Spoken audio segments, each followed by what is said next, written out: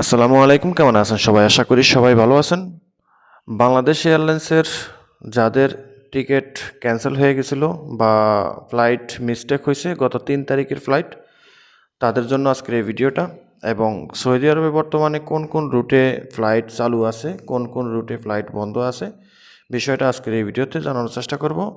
এখন পর্যন্ত সৌদি আরবের দাম্মাম ব্যতীত সকল রুটেই কিন্তু আপনার ফ্লাইট স্বাভাবিক আছে। এবং বাংলাদেশ এয়ারলাইন্স, সৌদি এয়ারলাইন্স এবং ইউএস বাংলা, এই 3টা বিমান কন্টিনিউ আছে। এবং দাম্মামে কিন্তু মানে সে আগের মধ্যেই বন্ধ আছে। আর বাংলাদেশ এয়ারলাইন্সে যারা গত 3 তারিখে ফ্লাইট মিস করছেন, তাদের সেই ফ্লাইটগুলো রিশিডিউল দেখাচ্ছে 9 তারিখ, 10 তারিখ। তো সেখানে কিন্তু আপনার কোনো রকম গ্যারান্টি নেই, আবার কোনো সমস্যা হলে আবার ক্যান্সেল হয়ে যেতে পারে।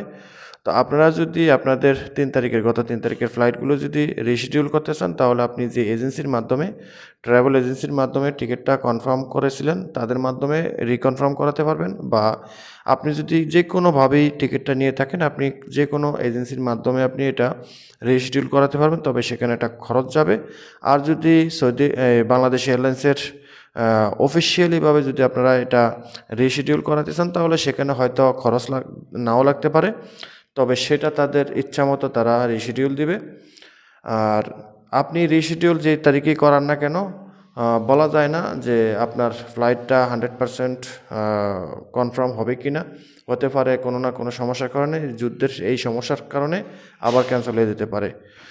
আর দাম্মাম ব্যতীত যারা বর্তমানে দাম্মামে আপ ডাউন করবেন, দাম্মাম থেকে কিন্তু কোনো রকম ফ্লাইট উড্ডয়নও করছে না এবং ল্যান্ডও করতেছে না। ঠিক আছে, আপনারা যারা সৌদি আরবে আসবেন বা সৌদি আরব থেকে যাবেন, এই মুহূর্তে আজ অবধি আপনি দাম্মাম থেকে যাওয়া বা দাম্মামে আসার কোনো চিন্তা ভাবনা করার কোনো প্রয়োজন নাই, কারণ দাম্মাম একটা রিস্কের মধ্যে আছে।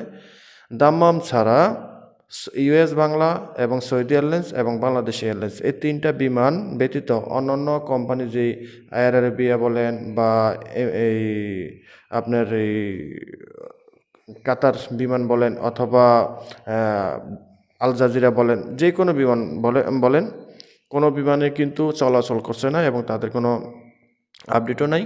শুধু 3টা বিমান, বাংলাদেশ এয়ারলাইন্স, ইউএস বাংলা এবং সৌদি এয়ারলাইন্স। তো এই 3টা বিমান দাম্মাম ছাড়া সব রুটে কিন্তু চালু আছে। রিয়াদ বলেন বা জেদ্দা বলেন, তো সব রুটেই চালু আছে।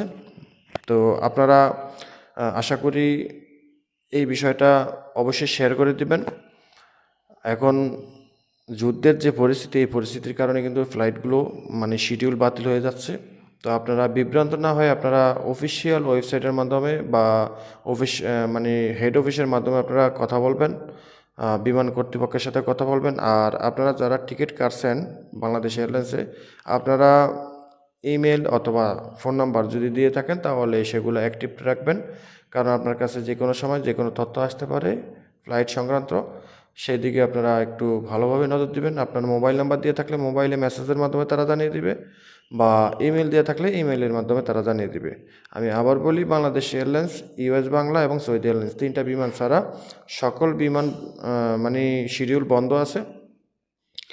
আপনি যত ধরনের সংস্থার বিমানই বলেন, শুধু 3টা বিমান ছাড়া সব ধরনের বিমানের সংস্থা তারা কার্যক্রম মানে বন্ধ রাখছে।